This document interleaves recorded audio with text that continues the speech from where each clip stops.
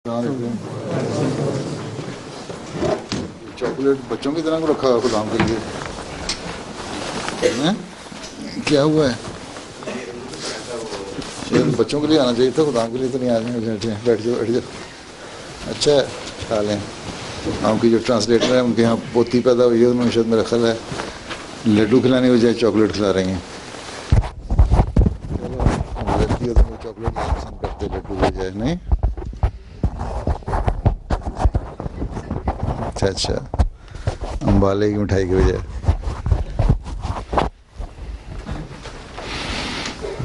ये हस्कील अहमद साहब तिलावत।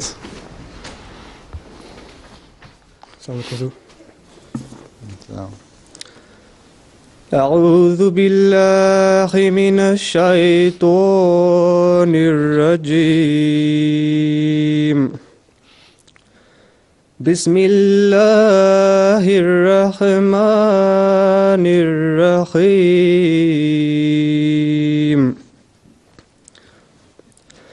هو الذي أرسل رسوله بالهدى ودين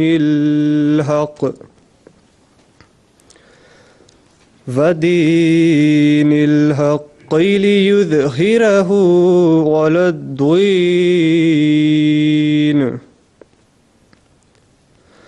على الدين كله وكفى بالله شهيدا محمد رسول الله والذين معه أشداء على الكفار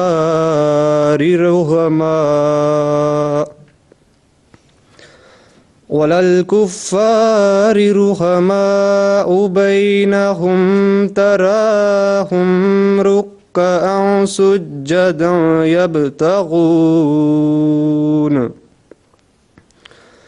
يبتغون فضلا من الله ورضوانا فيما هم في وجوههم من أثر السجود ذلك مثلهم في التوراة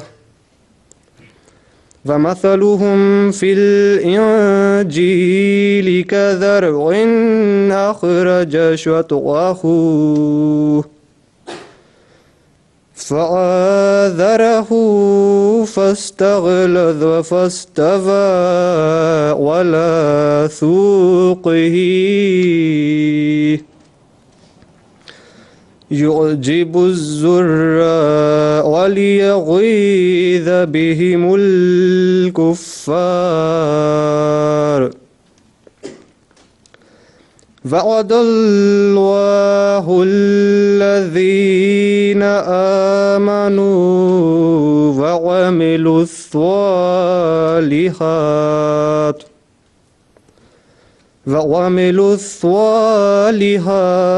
منهم مغفرة وأجرا عظيما. सूरा अल-फतह आयत 29-33. Rahil Ahmed.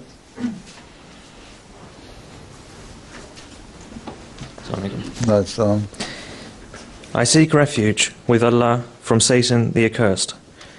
In the name of Allah, the most gracious, the ever merciful.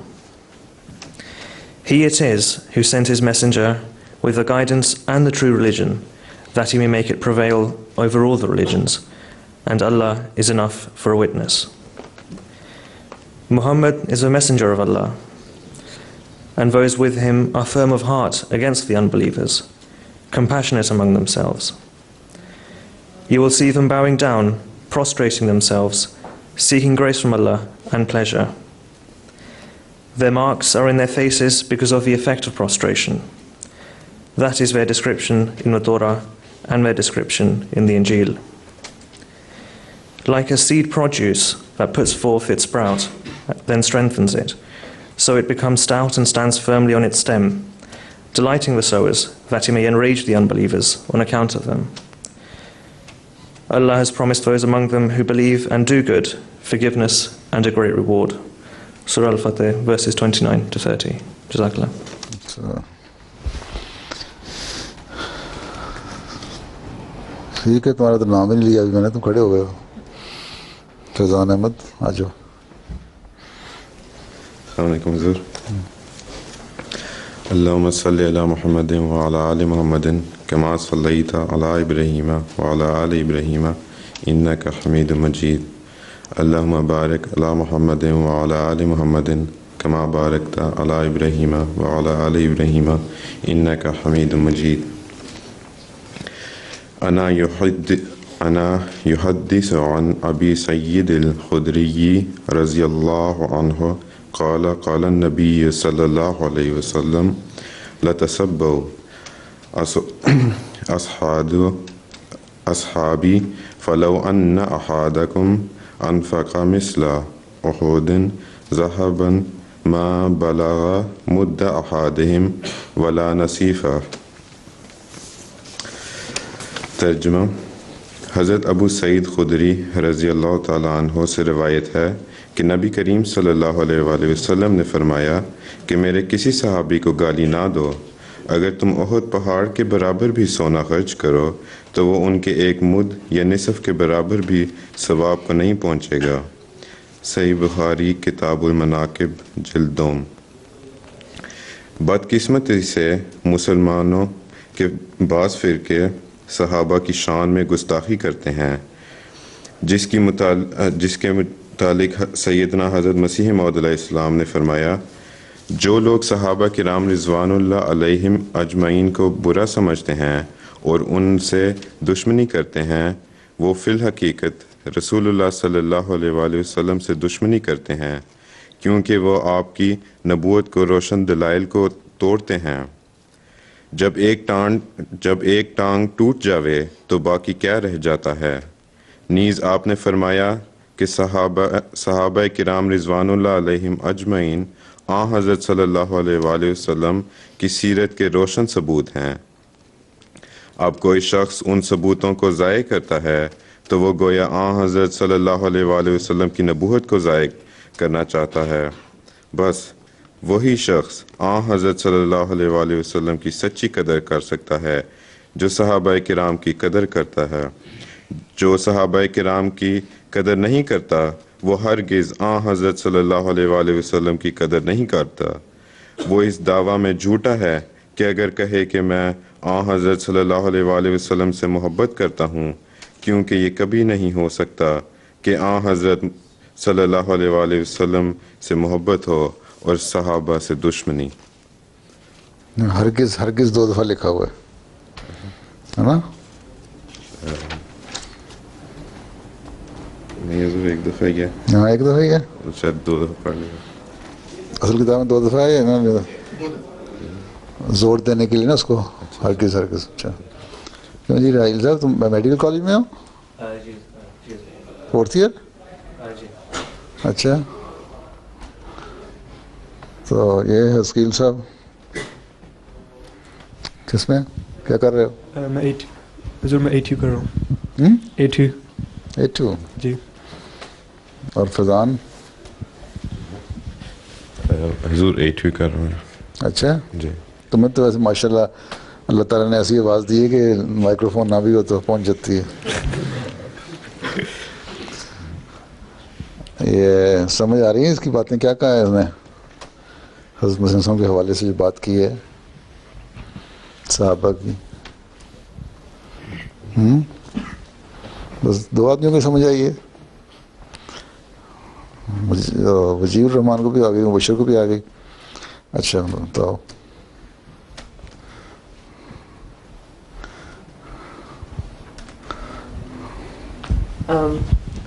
میں نے بتایا کہ جو حضرت صلی اللہ علیہ وسلم سے محبت کرتا ہے وہ ان کے صحابہ سے بھی محبت کرتا ہے، کہ ایسے ہو نہیں سکتا کہ ایک بندہ دعویٰ کرے کہ وہ حضرت رسول اکرم صلی اللہ علیہ وسلم سے محبت کرتا ہے اور پھر ان کے صحابہ سے دشمنی کرتا ہو.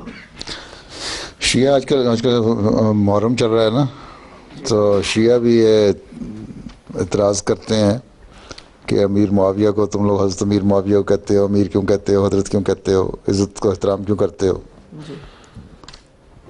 تو کیا اس بات میں کوئی جواب آتا ہے اس کا؟ حضور مجھے معلوم نہیں. کس کو معلوم ہے؟ فیضان صاحب.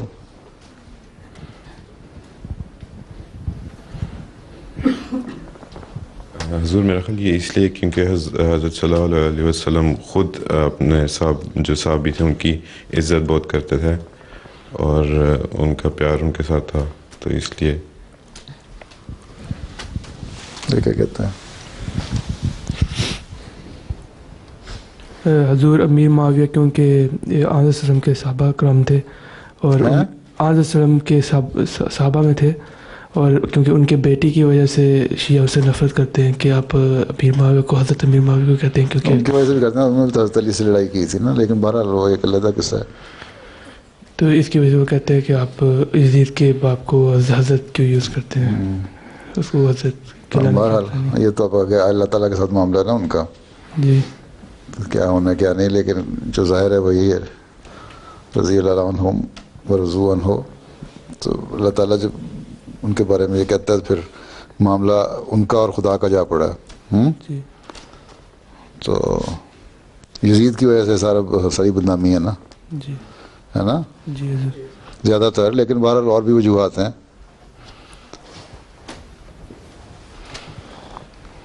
اچھا ظفر اللہ صاحب کہاں ہیں؟ ظفر اللہ تم ہو؟ حدیث پڑھ رہے ہو نا؟ ملفوظات. السلام. فرمودات سیدنا حضرت مسیح موعود علیہ السلام. فرمایا حضرت صلی اللہ علیہ وسلم کے صحابہ میں ایک کا بھی نام نہیں لے سکتے جس نے اپنے لیے کچھ حصہ دین اور کچھ حصہ دنیا کا رکھا ہو، اور ایک صحابی بھی ایسا نہیں تھا جس نے کچھ دین کی تصدیق کر لی ہو اور کچھ دنیا کی، بلکہ وہ سب کے سب منقطعین تھے اور سب کے سب اللہ کی راہ میں جان دینے کو تیار رہتے. اگر چند آدمی ہماری جماعت میں سے بھی تیار ہوں جو مسائل سے واقف ہوں اور ان کے اخلاق اچھے ہوں اور وہ کانے بھی ہوں، تو ان کو تبلیغ کے لیے باہر بھیجا جاوے.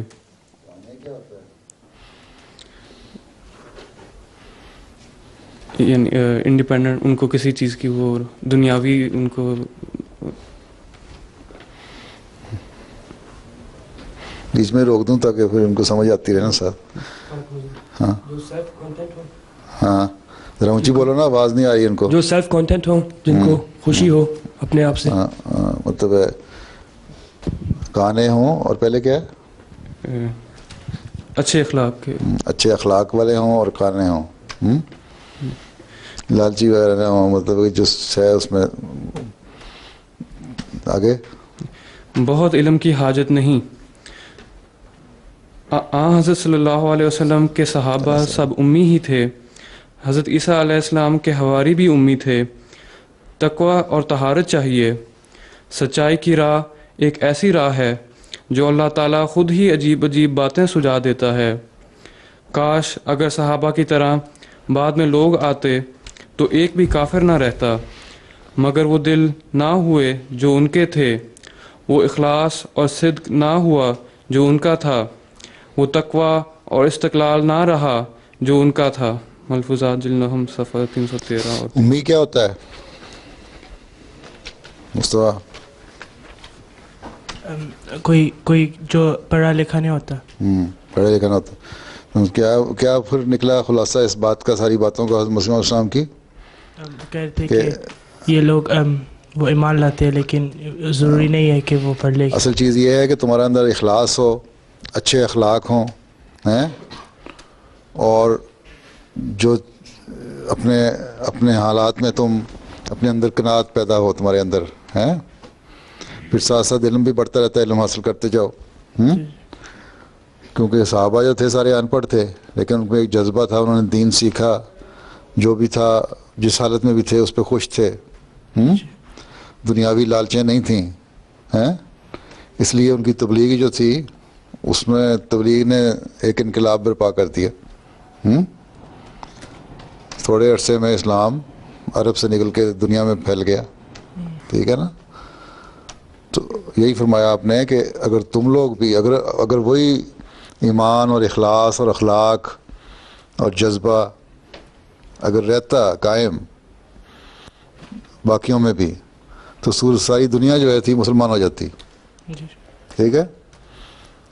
تو یہ پیسج میرا خیال ہے انہوں نے اس لیے چنا ہے آج تمہارے لیے کہ واقفین نو میں بھی یہ جذبہ پیدا ہونا چاہیے، اخلاص ہو، ایمان میں مضبوطی ہو، قناعت ہو.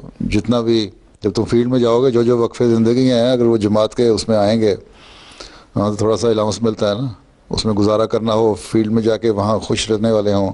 یہ نہیں کہ ہم تنگ آ گئے افریقہ کے جنگلوں میں جا کے. اور اسی طرح ساتھ ساتھ علم بڑھاتے رہو.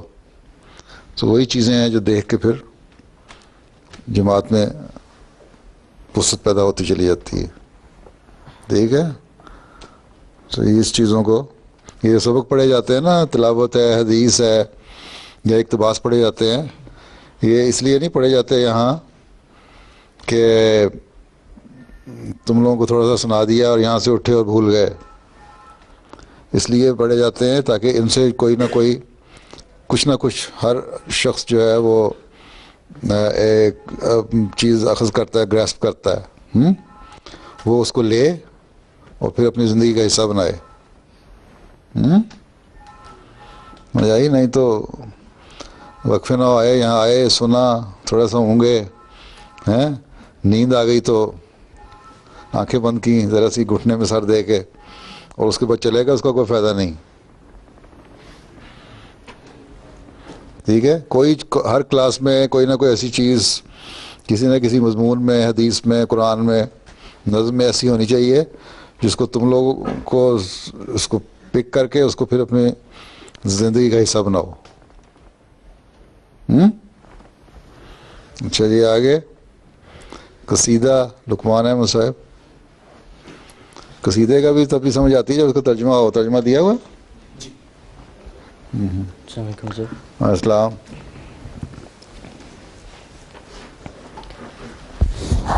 وقد اكتفاك أولو النهى وبصدقهم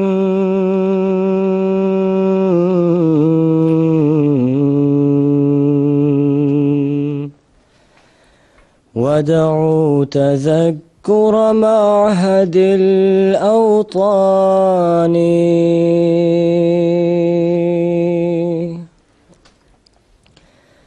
قد آثروك وفارقوا أحبابهم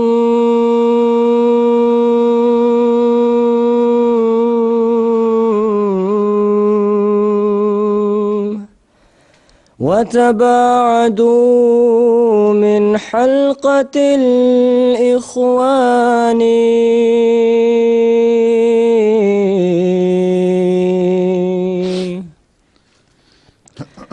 قد ودعوا أهواءهم ونفوسهم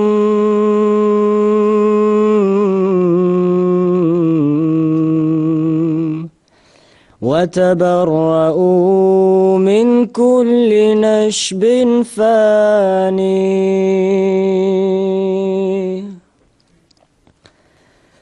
ظهرت عليهم بينات رسولهم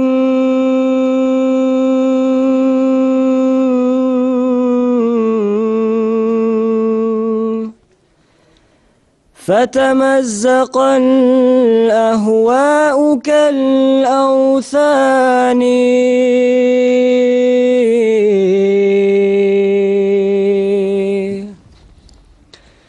كسحوا بيوت نفوسهم وتبادروا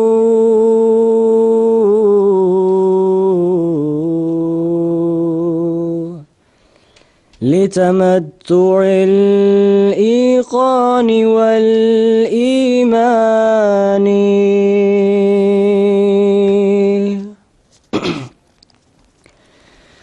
جاءوك من هو كالعريان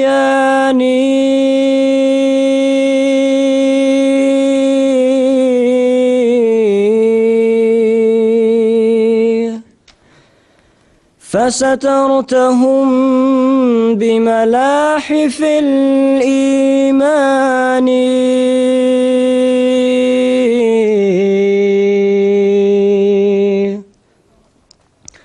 صادفتهم قوما كروث ذلة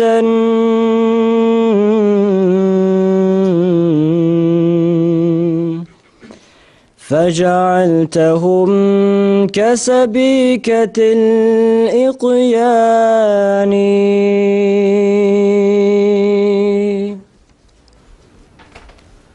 ترجمہ: بے شک دانش مندوں نے تیری پیروی کی ہے اور اپنے صدق کی وجہ سے انہوں نے وطنوں کی یاد بھلا دی ہے، پس بے شک انہوں نے تجھے مقدم کر لیا اور اپنے دوستوں کو چھوڑ دیا اور اپنے بھائیوں کے دائرے سے دور ہو گئے. انہوں نے اپنی خواہشوں اور نفسوں کو یکسر چھوڑ دیا اور ہر فانی مال و منال سے بیزار ہو گئے. ان پر اپنے رسول صلی اللہ علیہ وسلم کے روشن دلائل ظاہر ہوئے تو ان کی نفسانی خواہشیں بتوں کی طرح ٹکڑے ٹکڑے ہو گئیں. انہوں نے اپنے نفس کے گھروں کو خوب صاف کیا اور یقین و ایمان کی دولت سے فائدہ اٹھانے کے لیے آگے بڑھے. وہ تیرے پاس لوٹے پوٹے برہنہ شخص کی مانند آئے تو تو نے انہیں ایمان کی چادریں اڑا دیں. تو نے انہیں گوبر کی طرح ذلیل قوم پایا تو تو نے انہیں خالص سونے کی ڈلی کی مانند بنا دیا. جزاک اللہ. جی ساحر جمیل. سعد بن ابی وقاص کے بارے میں. جی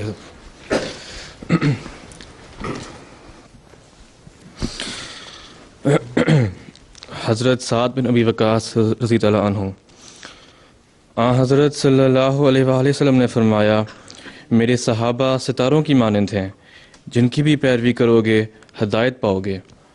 یہ مضمون حضرت صلی اللہ علیہ وسلم کے ایک جلیل القدر صحابی حضرت سعد بن ابی وقاص کے متعلق ہے، جو عشرہ مبشرہ میں ہیں، یعنی ان 10 خوش نصیب صحابہ میں سے ہیں جنہیں صادق و مصدوق حضرت صلی اللہ علیہ وسلم کی زبان مبارک سے اس دنیا میں جنت کی بشارت عطا ہوئی.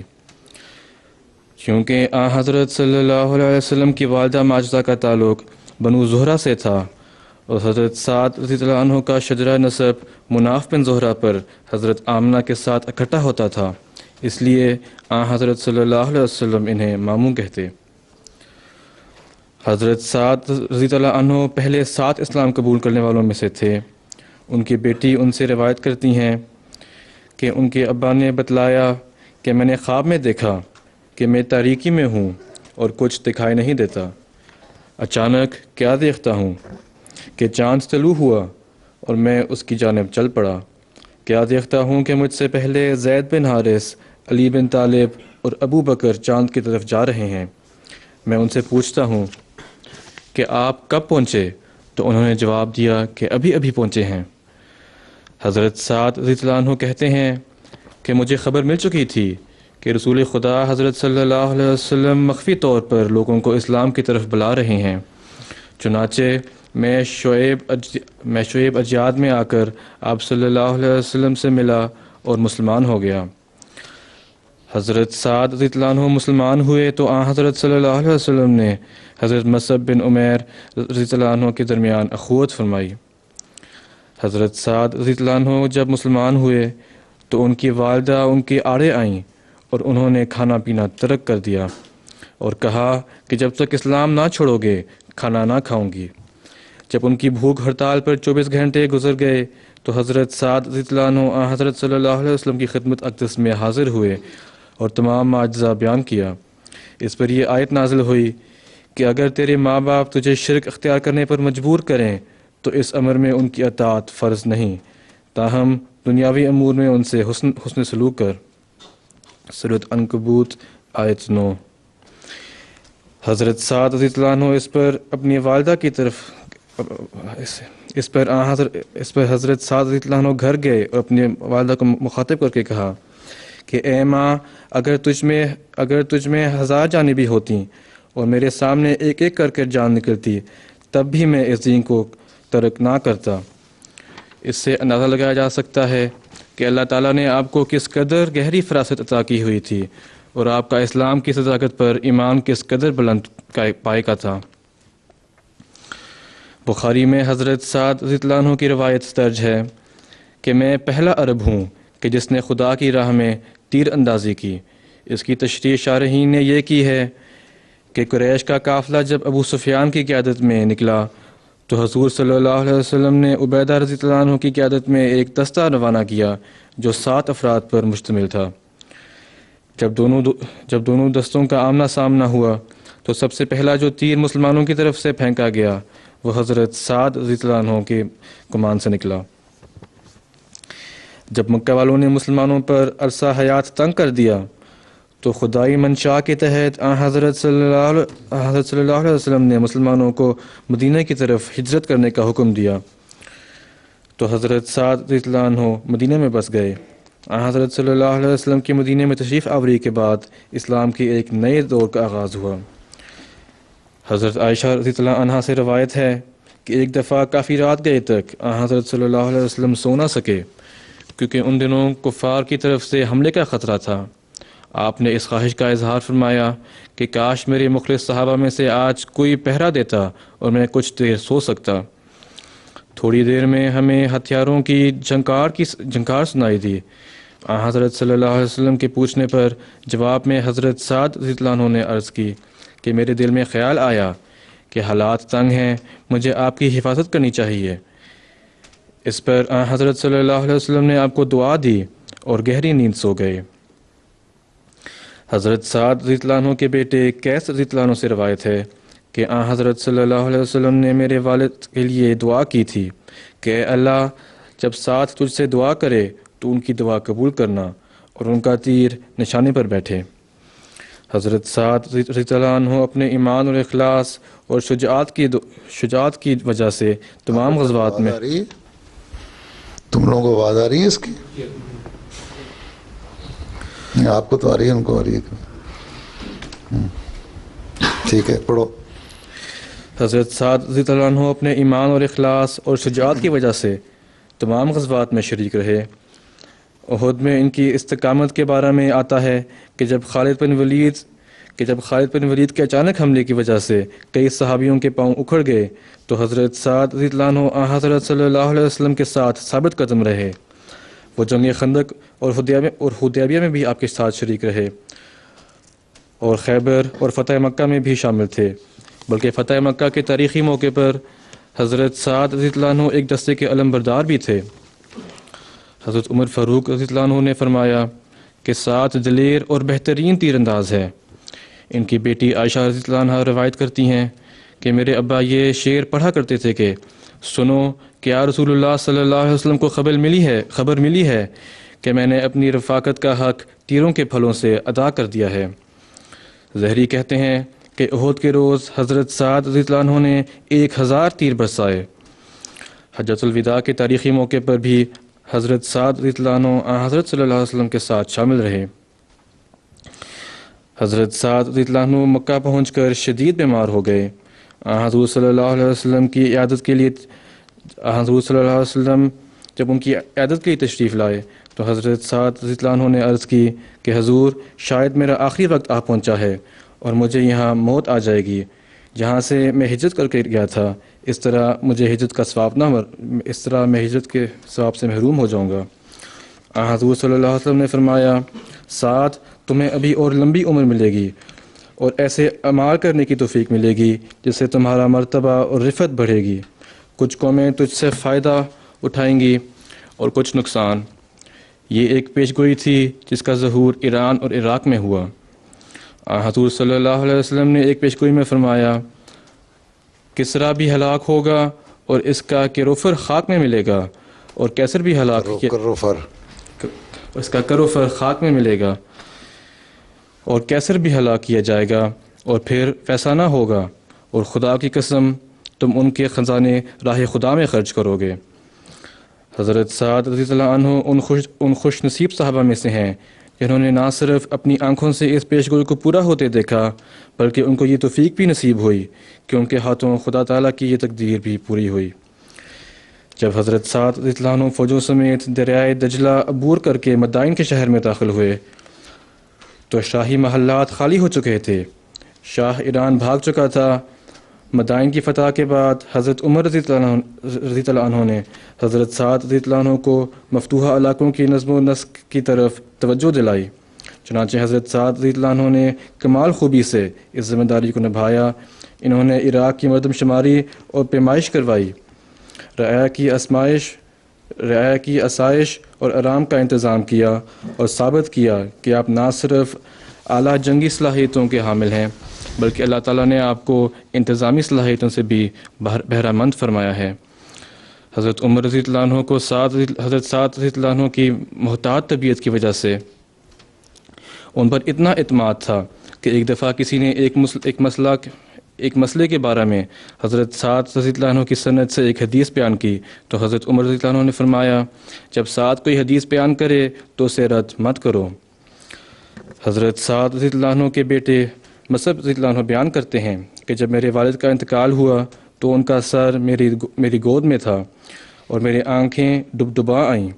مجھے اس حالت میں دیکھا تو فرمایا بیٹا کیوں روتے ہو؟ اللہ مجھے کبھی عذاب نہ دے گا اور میں جنت میں جاؤں گا۔ انہیں اللہ کی رحمت اور بخشش پر یقین تھا۔ وفات سے پہلے ایک پرانا جبہ نکالا جو آپ نے سنبھال کر رکھا ہوا تھا، فرمایا یہ مجھے اڑا دینا، یہ میرا کفن ہوگا۔ میں نے یہ پہن کر بدر کی جنگ لڑی تھی اور اس غرض کے لیے محفوظ رکھا ہوا تھا۔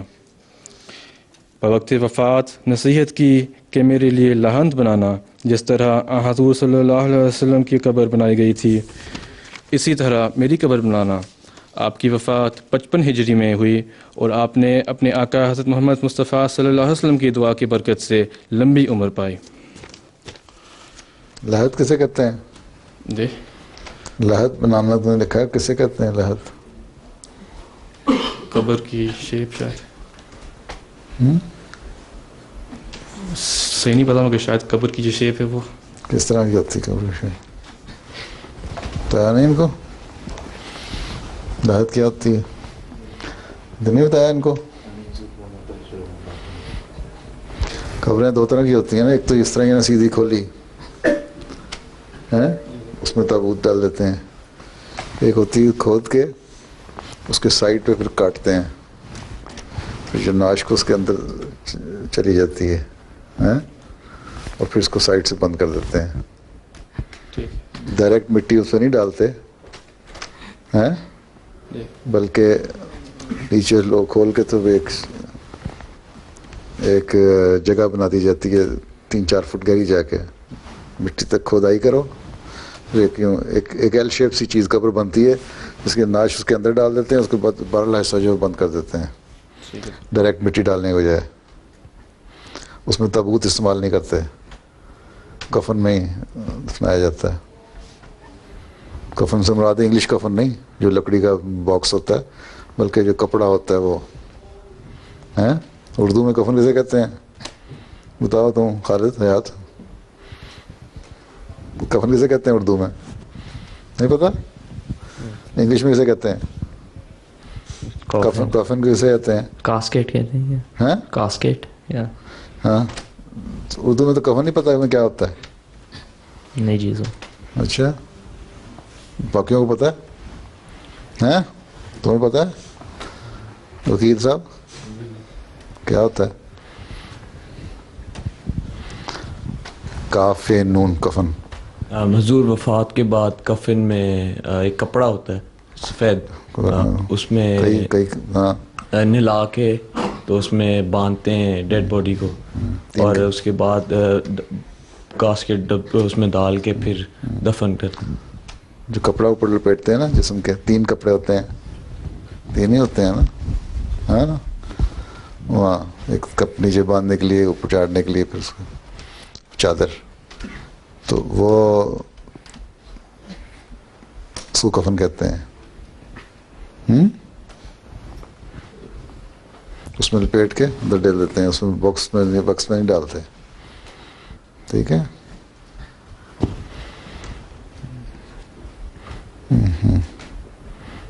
اور بھی کافی لفظ مشکل بولے تھے, لیکن تم لوگوں کو سمجھ تو کسی کی نہیں آئی ہوگی, ساتھ ساتھ روکنا چاہیے تھا, ہے نا. چلو خیر, نظم پڑھ دو جاوید رفیع صاحب.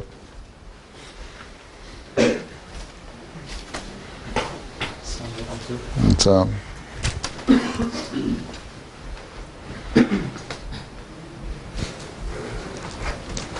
کلام حضرت مسیح موعود علیہ السلام. دیکھو خدا نے ایک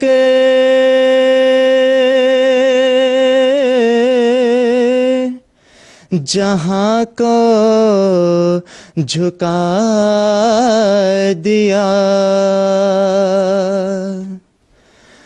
گمنام پا کے شہرائے عالم بنا دیا. دیکھو خدا نے ایک جہاں کو جھکا دیا, گمنام پا کے شہرائے عالم بنا دیا. جو کچھ میری مراد تھی سب کچھ دکھا دیا, جو کچھ میری مراد تھی سب کچھ دکھا دیا. میں ایک غریب تھا, مجھے بے انتہا دیا. میں ایک غریب تھا, مجھے بے انتہا دیا. ایک قطرہ اس کے فضل نے دریا بنا دیا. ایک قطرہ اس کے فضل نے دریا بنا دیا. میں خاک تھا اسی نے سریا بنا دیا. میں خاک تھا اسی نے سریا بنا دیا. میں تھا غریب بے کسو گمنام بے ہنر. میں تھا غریب بے کسو گمنام بے ہنر کوئی نہ جانتا تھا کہ ہے کا دیا کدھر کوئی نہ جانتا تھا کہ ہے کا دیا کدھر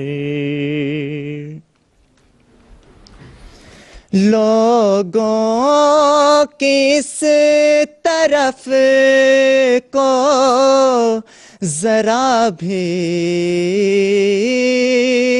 نظر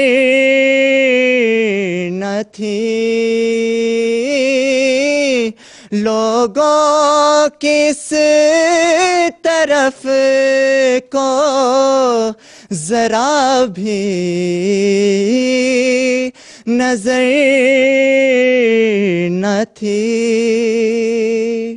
میرے وجود کی بھی کسی کو خبر نہ تھی میرے وجود کی بھی کسی کو خبر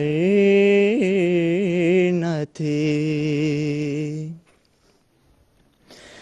اب دیکھتے ہو کیسا رجوع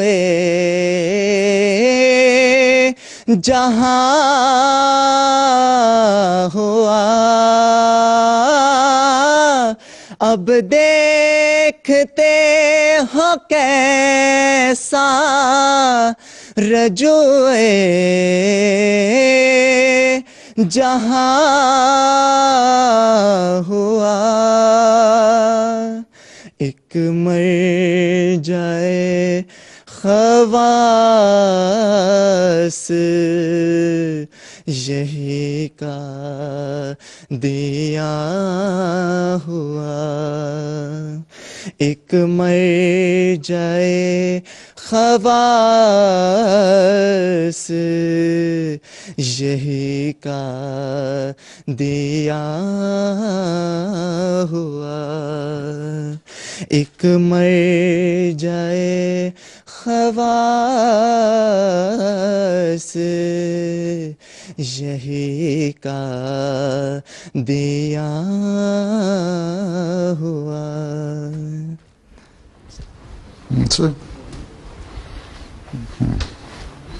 تم کیا کرتے ہو؟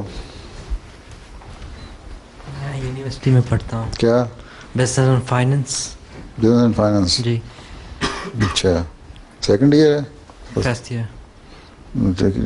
3 سال کی ڈگری ہے کورس ہے؟ جی. آنرس ڈگری ملتی ہے اس کے بعد کیا ہوتا ہے؟ بیچلر. اچھا ٹھیک ہے اس کو ماسٹرز کرنی ہے تو 1 سال میں. ہاں جی. جی. اچھا اچھا یہیں پیدا ہوئے تھے؟ نہیں جرمنی. جرمنی سے. جی. جی وجیہ الرحمان صاحب اسم با مسمہ.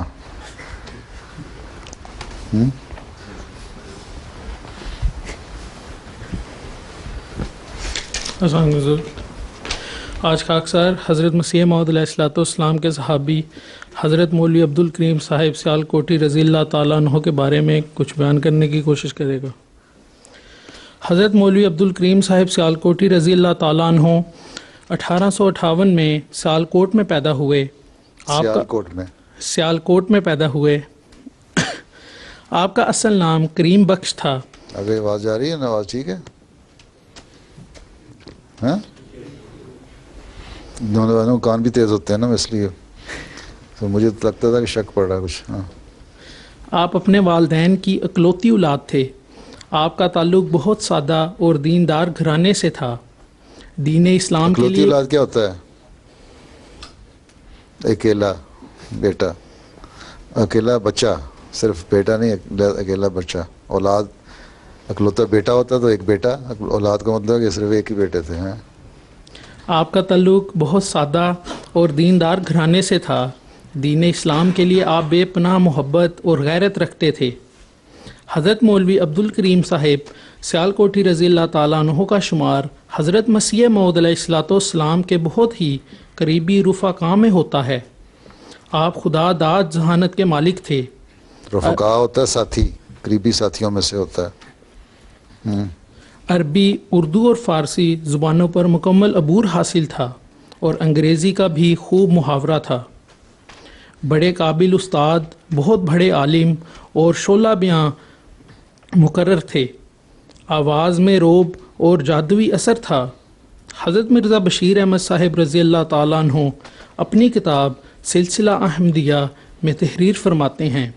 شعلہ بیان مقرر کا مطلب کیا ہے؟ شعلے نہیں نکالتے تھے، مطلب یہ کہ بہت زبردست، اسے کہتے ہیں نا اوریٹر انگریزی میں، ہیں بہت زبردست تقریر بڑی اچھی کیا کرتے تھے. ہیں ویسے وہ کیا نام ہے اس کا، شاہد کیا، شاید کوئی پتہ ہے اس کا مطلب، اور کسی کو نہیں آتا تھا لگتا ہے. ہاں آگے. حضرت مولوی صاحب رضی اللہ تعالیٰ عنہ ایک نہایت جید عالم ہونے کے علاوہ ایک بہت بڑے مقرر اور مصنف بھی تھے. جید کا مطلب بہت بڑا، مشہور اور زبردست عالم تھے. ہاں ان میں خدا نے ایسے دو وصفوں کو جمع کر دیا تھا جو بہت کم جمع ہوتے ہیں، یعنی ان کی زبان اور قلم دونوں نے خدا سے خاص برکت حاصل کی تھی. آپ کی آواز نہایت بلند اور دلکش تھی اور زبان نہایت فصیح آواز اور زوردار، اور ہر لفظ زبان نہایت فصیح اور زوردار، اور آواز زوردار، اور ہر لفظ اثر میں ڈوبا ہوا نکلتا تھا. تم بھی اسی طرح نکالو نا آواز. تصنیف میں بھی نہایت زور تھا اور قرآن شریف کا معارف بیان کرنے میں خاص ملکہ تھا. سلسلہ احمدیہ صفحہ 148 و 149. حضرت مسیح موعود علیہ الصلوۃ والسلام کے ارشاد پر حضرت مولوی عبد الکریم صاحب سیال کوٹھی رضی اللہ تعالیٰ عنہ نے اپنے وطن کو خیر بات کہہ کر قادیان کو اپنا مسکن بنا لیا. خیر بات کہہ کر چھوڑ دیا اپنا وطن اور مسکن بنا لیا، اپنا ٹھکانہ جگہ، رہنے کی جگہ بنا لی. ہاں آگے. سیالکوٹ کو چھوڑ کے قادیان آ گئے. اور کیا کیا؟ ہجرت قادیان نے تو آپ کی کایا ہی پلٹ دی. محبوب آقا کے قرب نے آپ کی ذات میں ملکوتی نورانیت اور نکھار پیدا کر دیا. حضرت مسیح موعود علیہ الصلوۃ والسلام سے ملکوتی روحانیت اور نکھار پیدا کر دیا، اور ایسی روحانیت پیدا ہوگی، فرشتہ صفت انسان بن گئے، اور ایک مزید ایسا نکھار آ گیا کہ جو زبردست تھا. ہیں حضرت مسیح موعود علیہ الصلوۃ والسلام سے آپ کو سچا عشق تھا اور آپ کی صداقت پر کامل ایمان اور من جانب اللہ ہونے پر پختہ یقین تھا. اپنے آقا حضرت مسیح موعود علیہ الصلوۃ والسلام کے ساتھ اپنی والہانہ محبت اور عقیدت کا اظہار بڑے خوبصورت انداز میں کیا کرتے تھے. آپ اپنی ایک تحریر میں اس کا ذکر یوں کرتے ہیں کہ مجھے عادت پڑی ہوئی ہے اور اس میں عجیب لذت محسوس کرتا ہوں کہ جب حضرت امام مجلس میں بیٹھے ہوں تو میں آپ کے چہرے مبارک کو دیکھتا ہوں. اس چہرہ خدا نما کے خطوط کی درخشانی اور لا نظیر متانت اور استقامت. چہرہ خدا نما جو ہے، یہ چہرہ جو خدا کی طرف رہنمائی کرنے والا چہرہ. آگے کیا ہے؟ چہرہ خدا نما کے خطوط کی درخشانی اور لا نظیر، جو چہرے کے تاثرات ہیں، اس کے جو نقش ہیں چہرے کے حالت جو ہے وہ کیا کرتی ہے؟ درخشانی اور لا نظیر متانت اور استقامت اور پرشوکت الفاظ جو ایسی متانت عاجزی بھی ہوتی ہے اس میں جس کی مثال نہیں دی جا سکتی ہیں، اور پرشوکت الفاظ جو بلا تصنع منہ سے نکلے چلے آتے ہیں. مطلب یہ نہیں ہے کہ ذرا آج کل محرم ہے نا، تو ماشاءاللہ شیعہ ذاکر جو ہیں وہ اپنی مجلسیں لگاتے ہیں تو رلانے کی کوشش کرتے ہیں شام کو بیٹھ کے، اردو چینل سنا ہوگا کبھی. اس طرح نہیں، جو بھائی بات فرماتے تھے بغیر کسی تکلف کے، بغیر بناوٹ کے، یوں نکل رہا تھا جیسے دل سے آواز نکل رہی ہے، دل سے ہر بات نکل رہی ہے، جو اثر بھی کرتی ہے، دل سے نکلتی ہے اور دل پہ جاتی ہے. اور وہ قوت قلب جو ان الفاظ کی وادیوں سے پرزور روح کی طرح موجزن ہوتے ہیں. عرض ان اداؤں سے میرے ایمان کو کس قدر نشو و نما ہوتا اور کس قدر انشراح اور قوت پیدا ہوتی ہے. مولوی عبدالکریم صاحب سیالکوٹی کی اردو بھی اب اتنی مشکل ہے کہ اس کو ہر مہینے میں روکنا شروع کر دیا نا تو پھر یہ کافی دیر لگ جائے گی یہاں، لیکن بہرحال آخر میں خلاصہ بیان کر دیں گے. آگے چلو. ہوتی ہے کہ خدا تعالیٰ کی سوا کوئی ہم جنس اس کیفیت کو سمجھ نہیں سکتا. الحکم 17 سپٹمبر سن 1901. حضرت مولوی صاحب کو قادیان میں حضرت اقدس کے مکان کے مولوی صاحب کی اردو نہیں ہے، یہ ایڈیٹر الحکم کی اردو ہے نا. کون تھے؟ عرفانی صاحب تھے؟ مجھے نام نہیں پتا. اچھا، عرفانی صاحب ہی تھے ان دنوں میں. حضرت مولوی صاحب کو قادیان میں حضرت اقدس کے مکان کے ہی ایک حصے میں قیام کی سعادت ملی اور 5 وقتہ نمازوں کی امامت اور جمعہ اور عیدین کی خطابت کا اعزاز بھی حاصل ہوا. مجالس عرفان میں حضرت اقدس علیہ الصلوۃ والسلام کے دائیں طرف بیٹھتے اور سفر میں حضور علیہ السلام کے ساتھ رفاقت کا شرف حاصل ہوا. حضرت مسیح موعود علیہ الصلوۃ والسلام کے پرحکمت ارشادات اور خطابات کو اخبار اور خطوط کے ذریعے احباب تک پہنچانے کی توفیق بھی ملی. حضرت اقدس علیہ السلام کے بعض تصانیف کے فارسی ترجمے کا اعزاز بھی آپ کو حاصل ہوا. حضرت مولوی صاحب کو حضرت مسیح موعود علیہ الصلوۃ والسلام کے متعدد لیکچر اپنی مسحور کن آواز میں سنانے کی بھی شرف حاصل ہوا. اسی طرح بعض لیکچر اور تحریریں حضرت اقدس علیہ السلام کی موجودگی میں سنائیں. لاہور میں 1896 کو جلسہ مذاہب عالم میں حضور علیہ السلام کا معرکۃ الآراء لیکچر اسلامی اصول کی فلسفی پڑھنے کی سعادت ملی. حضرت مولوی صاحب رضی اللہ تعالیٰ عنہ کی تمام حیات باسعادت پر نظر کریں تو وہ اول تا آخر ایک ہی خواہش اور آرزو پر ممتد نظر آتی ہے کہ جس طرح بھی بن پڑے خدا تعالیٰ کا قرب اور اس کی رضا حاصل ہونے کا سامان ہو جائے. وفات حضرت مولانا عبدالکریم صاحب رضی اللہ تعالیٰ عنہ کی وفات پر حضرت مسیح موعود علیہ الصلوۃ والسلام نے بڑی محبت کے ساتھ ان کی بات. یہ میرا خطبہ اعلامیہ بھی تو حضرت مولوی عبدالکریم صاحب لکھنے والوں میں شامل تھے، اس کا بارے میں نے لکھا ہوا نہیں بتایا تم نے؟ جو خطبہ اعلامیہ تھا جو 2 آدمیوں کا تھا، خلیفہ اول کو حضرت مولانا حکیم نور الدین صاحب اور حضرت مولوی عبدالکریم صاحب، ان دونوں کو کہا تھا کہ لکھتے جائیں ساتھ ساتھ، اور کہیں سمجھ نہ آئے تو مجھ سے پوچھ لیں کیونکہ الہامی خطبہ آ رہا ہے، یہ میں بعد میں ہو سکتا ہے میں بھی بھول جاؤں. جی ضرور. وہ اس کا ذکر نہیں کیا تم نے؟ حضور ابو نے تیار کیا تھا تو ابو سے کہنا تھا یہ سب سے بڑا ایگزیب تو بہت بڑا تھا کام. ایک خطبہ اعلامیہ تو بڑی مشہور چیز ہے. جی. محبت کے ساتھ ان کی بعض خوبیوں کا ذکر کرتے ہوئے فرمایا وہ اس سلسلہ کی محبت میں بالکل محو تھے. جب اوائل میں میرے پاس آئے تو سید احمد کے معتقد تھے. کبھی کبھی ایسے مسائل پر میری ان کی گفتگو ہوتی جو سید احمد کے غلط عقائد تھے اور بعض دفعہ بحث کے رنگ تک پہنچ جاتی، مگر تھوڑی مدت کے بعد ایک دن علانیہ کہا کہ آپ گواہ رہیں آج میں نے سب باتیں چھوڑ دیں۔ اس کے بعد وہ ہماری محبت میں ایسے محو ہو گئے کہ اگر ہم دن کو کہتے کہ ستارے ہیں اور رات کو کہتے کہ سورج ہے تو وہ کبھی مخالفت کرنے والے نہ تھے۔ ان کو ہمارے ساتھ ایک پورا اس کا مطلب یہ نہیں ہے کہ حضرت مسیح السلام نے نعوذ باللہ دن کو کہہ دیا کہ ستارے نظر آ رہے ہیں اور رات کو کہہ دیا سورج نظر آ رہے ہیں، تو مانے مطلب یہ تھا، ایک مثال دی ہوئی ہے کہ اس حد تک وہ اطاعت اور تابعداری ان میں تھی کہ اگر میں یہ کہہ دیتا تو یہ بھی کہنے کو تیار ہو جاتے۔ وہ یہ جذبہ تھا ان کا، یہ نہ کوئی سمجھے کہ نعوذ باللہ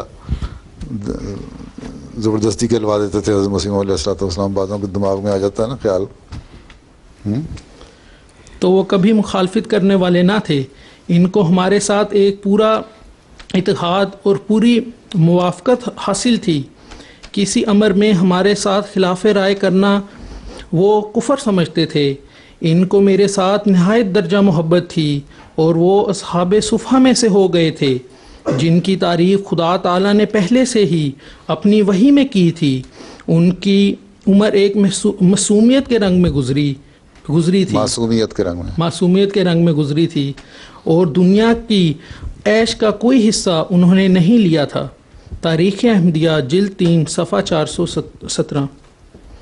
حضرت مرزا بشیر احمد صاحب رضی اللہ تعالیٰ عنہ تحریر فرماتے ہیں کہ وفات کے وقت حضرت مولانا عبد الکریم سیالکوٹی رضی اللہ تعالیٰ عنہ کی عمر صرف 47 سال کی تھی۔ حضرت مسیح موعود علیہ السلام کو مولوی صاحب کی وفات کا ایسا صدمہ ہوا جیسے ایک محبت کرنے والے باپ کو ایک لائق بیٹے کی وفات کا ہوتا ہے، مگر آپ کی محبت کا اصل مرکزی نقطہ خدا کا وجود تھا، اس لیے آپ نے کامل صبر کا نمونہ دکھایا۔ سلسلہ احمدیہ صفحہ 149 و 150۔ اصحاب صفحہ کون تھے؟ اسلام کی تاریخ بھی تم لوگوں کو کچھ پتہ ہونی چاہیے۔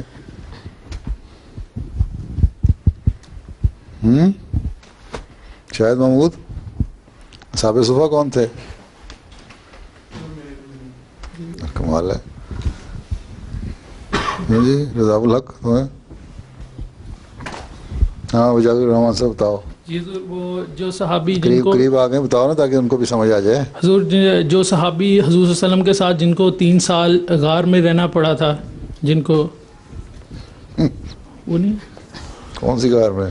جن کو الگ کر دیا تھا مکہ سے، آدھیں وادی تھی، ویسے بھی وادی تھی، غار تو کوئی نہیں تھی، لیکن یہ ان میں نہیں تھے۔ اس کا وہ جو شاب ابی طالب ہے۔ ہاں جی ٹھیک ہے۔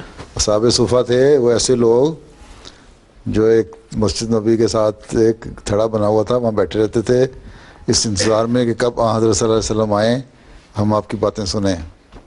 اور ان میں حضرت ابو ہریرہ جو بہت بعد میں مسلمان ہوئے تھے، وہ اس بات سے کہ میں بعد میں مسلمان ہوا ہوں ہمیشہ وہاں بیٹھے رہا کرتے تھے۔ اس لیے حدیثوں میں حضرت ابو ہریرہ رضی اللہ عنہ کے حوالے سے بہت سی حدیثیں آتی ہیں۔ وہ لوگ جو وہاں بیٹھے رہتے تھے نا، غریب لوگ سارے دن بیٹھے رہتے تھے کہ ہم آن وسلم کی باتیں سنیں اور دین سیکھیں، ہیں ہر چیز چھوڑ دی تھی انہوں نے۔ تو وہ لوگ تھے اصحاب صفحہ۔ ٹھیک ہے، سیرت النبی والی کتاب میں سے کوئی مضمون کو بھی ان کو دینا چاہیے نا۔ اسلامی تاریخ بھی پتہ ہونی چاہیے۔ یہی تو اعتراض ہوتا ہے ہمارے پہ کہ جماعت احمدیہ کی تاریخ پتہ لگتی رہتی ہے، اسلام کی تاریخ پر کمی ہے۔ اسی لیے آج حضرت سعد بن نبی وقاص کا تو وہ لوگ یہ تھے، بلکہ حضرت ابو ہریرہ کے ایک بھائی تھے جو تجارت کیا کرتے تھے۔ انہوں نے ایک دن حضرت صلی اللہ علیہ وسلم کو شکایت کی کہ یہ سارا دن یہاں بیٹھا رہتا ہے آپ کے انتظار میں اور کام کو کرتا نہیں ہے، اس کے گھر کا خرچہ مجھے چلانا پڑتا ہے۔ تو حضرت صلی اللہ علیہ وسلم یہ نہیں فرمایا کہ جاؤ اٹھو کام کرو۔ وہ چند لوگ جو تھے نا، ان میں سے ایک حضرت ابو ہریرہ تھے، آپ نے فرمایا کہ تمہیں کیا پتہ کہ تمہاری تجارت میں جو برکت ہے وہ اس کے یہاں بیٹھنے کی وجہ سے اور دعا پڑھنے کی وجہ سے اور دین سیکھنے کی وجہ سے ہو رہی ہو، اس لیے تمہارا فرض ہے کہ اس کا خرچ بھی پورا کرو۔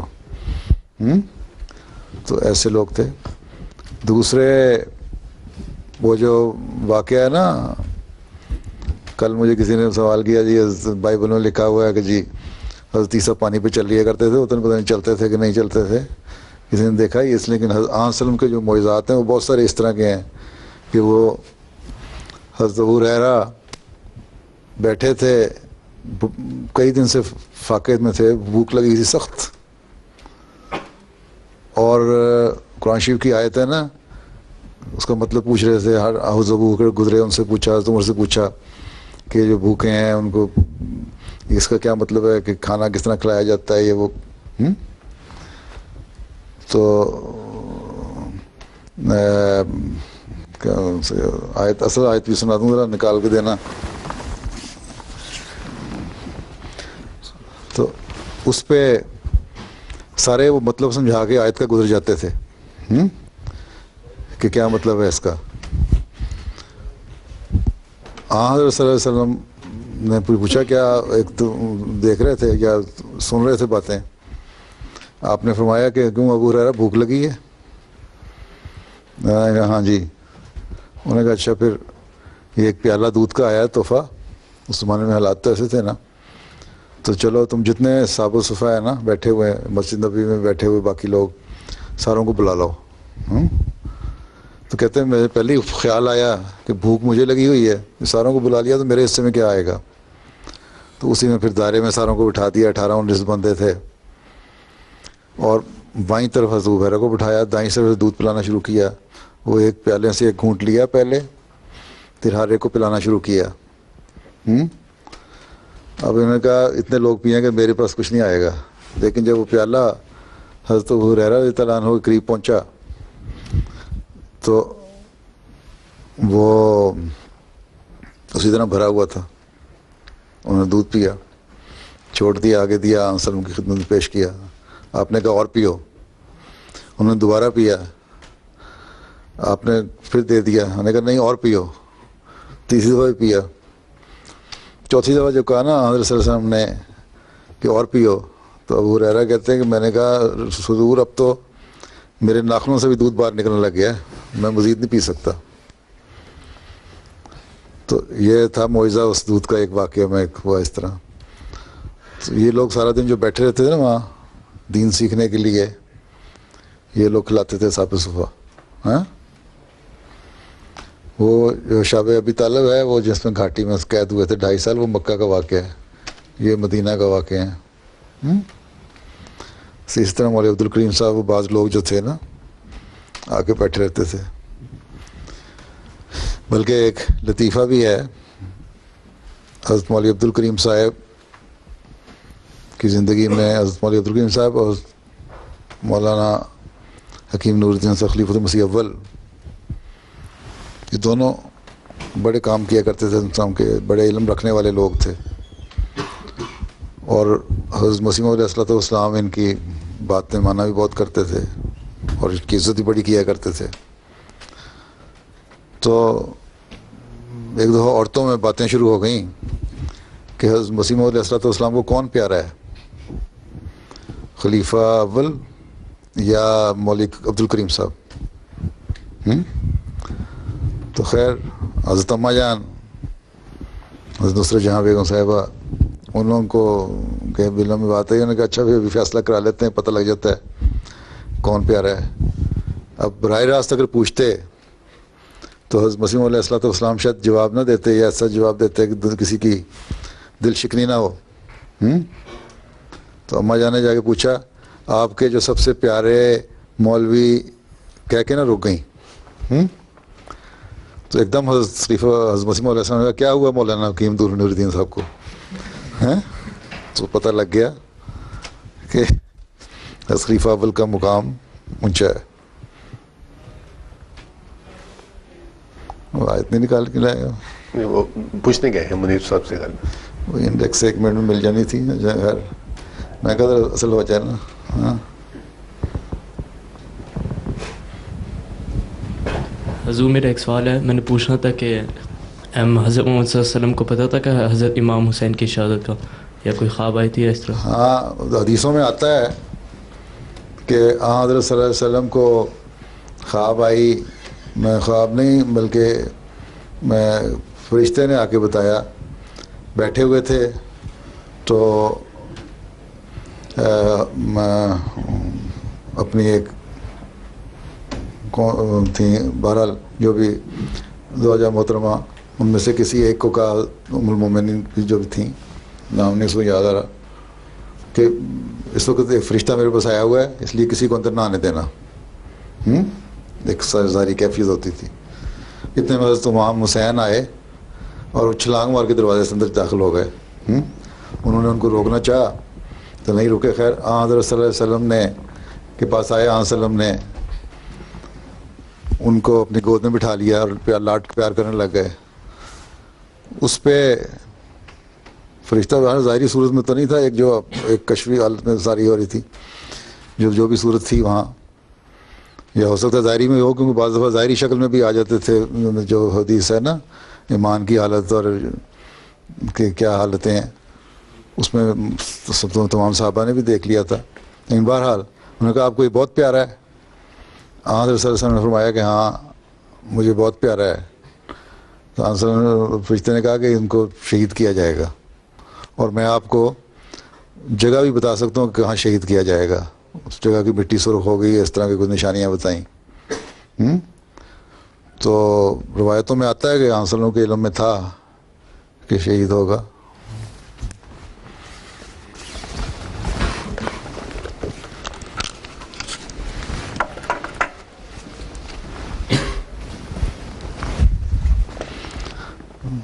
کہاں گئی؟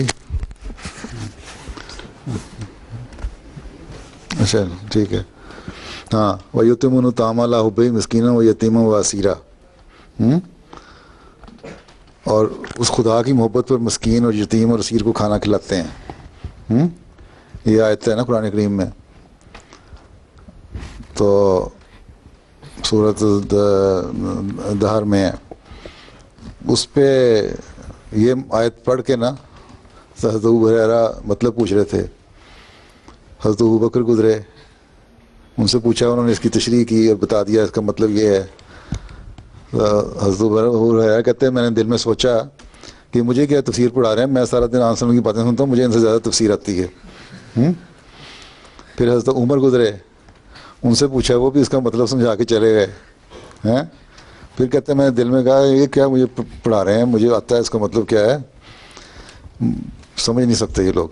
خیر حضرت صلی اللہ علیہ وسلم نے پھر گھر سے باہر آئے، دروازہ کھولا، کھڑکی کھولی، دیکھا کہ ابو ہریرہ لگتا ہے تمہیں بھوک لگی ہے۔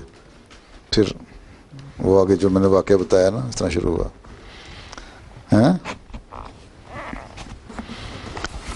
تو یہ لوگ تھے اصحاب صفا جو بیٹھے رہتے تھے اس سوچ کے ساتھ کہ ہم نے دین سیکھنا ہے زیادہ سے زیادہ۔ تو یہاں جو تم لوگوں کو تھوڑا سا موقع ملتا ہے نا مہینے میں 1-2 دفعہ تھوڑا سا دین اور تاریخ سیکھنے کا، کوشش کیا کرو کہ زیادہ سے زیادہ اس کو اپنے اندر جذب کر سکو۔ بعض لوگ سمجھتے ہیں کہ یہ مضمون جو پڑھ رہے ہیں لڑکے، اس میں کوئی ایسی بات نہیں ہے، حالانکہ بہت ساری نئی نئی باتیں پتہ لگ جاتی ہیں ہر ایک کو۔ الفضل اخبار جو ہے اس میں مختلف مضمون لوگ لکھتے ہیں نا، تو اس کی اشاعت بہت کم تھی۔ ایک دفعہ خلیفہ مسیح ثانی نے خطبے میں کہا کہ لوگ الفضل نہیں پڑھتے، کہ اس میں تو ویسے مضمون آتے ہیں، ہم نے پڑھے ہوئے ہیں، ہمارا علم ہے اتنا، جیسے لوگ مضمون لکھتے ہیں نا اتنا ہمیں علم ہے۔ تو خلیفہ مسیح ثانی نے اس پہ لکھا کہ شاید یہ لوگ جو یہ کہتے ہیں کہ الفضل کوئی ایسی کام کی چیز نہیں ہے، ہمارا علم اس سے زیادہ ہے، ان کا شاید علم زیادہ ہوتا ہو، لیکن میرا علم تو اتنا زیادہ نہیں، میں تو الفضل میں روزانہ پڑھتا ہوں اور کوئی نہ کوئی نئی بات مجھے پتہ لگ جاتی ہے۔ اور وہ آدمی جس کے بارے میں اللہ تعالیٰ نے الہام کیا تھا کہ علوم ظاہری و باطنی سے پر کیا جائے گا، ان کو تو علم مل رہا ہے الفضل سے۔ اور بعض جو نام نہاد ہوتے ہیں نا اپنے آپ کو صرف ظاہر کرنے والے، ہم بہت علمی آدمی ہو گئے ہیں، ان کو نہیں ملتا تو نہ ملے۔ اس لیے ہر چیز جو یہاں سنو، کسی نہ کوئی کام کی بات ہوتی ہے، ہر لڑکا جو کہتا ہے کچھ نہ کچھ بات کام کی بات کر جاتا ہے۔ تو سن لینی چاہیے اور اس سے آگے پھر علم بڑھانا چاہیے. واقفین نہ ہوگا تبھی فائدہ ہے. یہ فوج تیار جو ہو رہی ہے یہ صرف